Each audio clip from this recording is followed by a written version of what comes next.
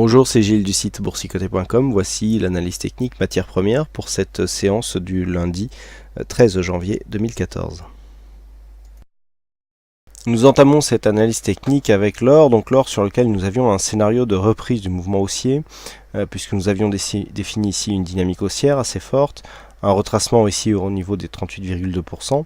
Nous avions émis l'hypothèse que si on traçait l'extension ici de Fibonacci à partir de la phase de consolidation, en cas de cassure des 1248,50, eh bien nous aurions un objectif à 1267. Donc a priori c'est ce scénario que le gold est en train de prendre, puisqu'on a testé dans un premier temps la zone des 1254,50, petite phase de consolidation, et là il semblerait qu'on se réattaque à cette zone. Donc le mouvement reste haussier, malgré tout nous avons une configuration technique assez surachetée, avec un RSI stochastique en surachat et un retournement qui est intervenu au niveau du MACD, qui montre qu'une pression baissière commence à s'exercer sur ce sur le métal jaune, et que une consolidation devrait arriver. Alors dans le cas d'une consolidation, je dirais que si elle est immédiate, tant qu'on reste au-dessus de cette moyenne mobile 20 exponentielle, il n'y a aucun risque. Par contre, un retour ici sur les bases, donc qui casserait, je dirais, les retracements de Fibonacci, par exemple sur 1227 $ l'once, eh bien, pourrait beaucoup affaiblir la dynamique et donc provoquer par la suite une cassure qui amènerait ici à passer sous les 1218,6 $ l'once. Donc zone à surveiller ici, surtout cette moyenne mobile 20 exponentielle. Sur une cassure, on perdrait la dynamique et la proximité des points bas pourrait faire craindre un retournement de la tendance. Sur le WTI, il semblerait que la dynamique baissière ici, qui a provoqué donc la cassure de cette zone de support, suivi d'un fort mouvement baissier, soit en train de se calmer, puisqu'on a bien ici atteint le retracement total donc de cette zone de baisse à 92,40. Mais depuis que cette zone a été atteinte, on a certes touché ici le support qui se trouve immédiatement en dessous.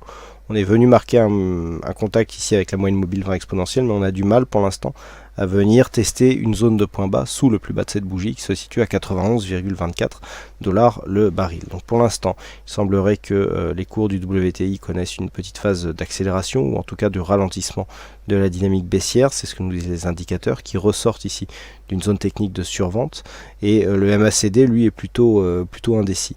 Donc il faut s'en remettre au niveau horizontaux, tant que l'on reste ici entre 91,50 et grossièrement 93,40, eh bien il y a une possibilité de phase de stabilisation. Par contre, si on dépassait 93,40, et dans le meilleur des cas, même si on venait à dépasser ici la zone des 94,20, eh bien nous aurions une rupture haussière qui nous permettrait de valider un retournement de la tendance, et donc dans ce cas-là, il faudrait viser donc les niveaux intermédiaires juste au-delà pour définir des objectifs. Donc pour l'instant, le biais reste neutre d'un point de vue moyen terme, puisqu'on est venu retracer l'intégralité d'une tendance. Donc on n'a pas de tendance sur ce mouvement.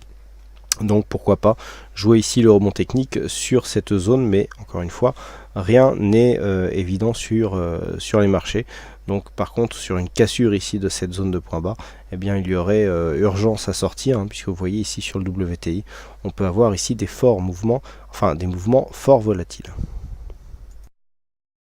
Et enfin sur le Brent, là aussi nous avons un mouvement de stabilisation avec cette zone de support ici sur 106,10, zone qui était déjà une zone majeure de point bas sur une précédente évolution.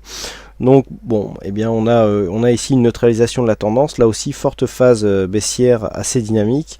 On est venu ici marquer un mouvement très rapide, suivi ici d'une phase de stabilisation. On n'a pas encore de signal de retournement. Pour avoir un signal de retournement, il faudrait passer au-dessus des 108,20 $ le baril.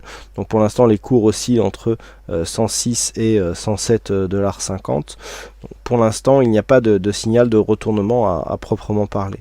Quoi qu'il en soit, la dynamique reste plutôt haussière. On est plutôt ici sur une dynamique haussière d'un point de vue court terme.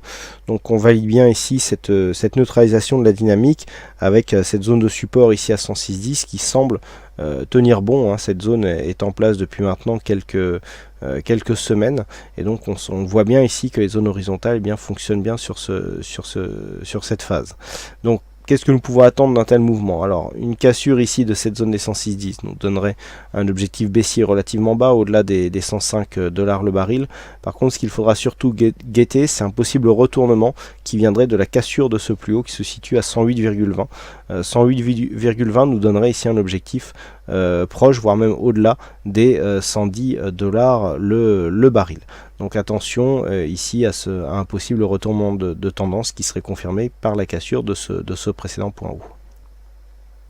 Voici ce que nous pouvons dire donc sur l'analyse de ces principales matières premières. Il ne me reste plus qu'à vous souhaiter à toutes et à tous une bonne soirée, bonne chance dans vos prochains trades. Et on se retrouve donc dès demain pour d'autres analyses techniques en vidéo. Bonsoir à tous.